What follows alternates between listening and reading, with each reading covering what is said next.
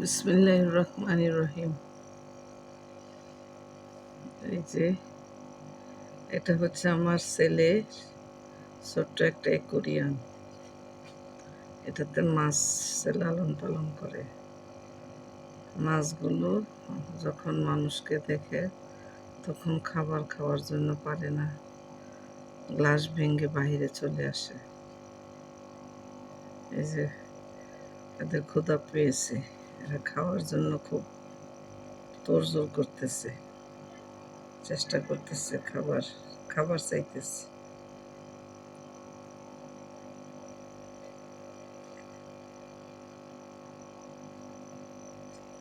সবগুলি এখানে এসে হাজির।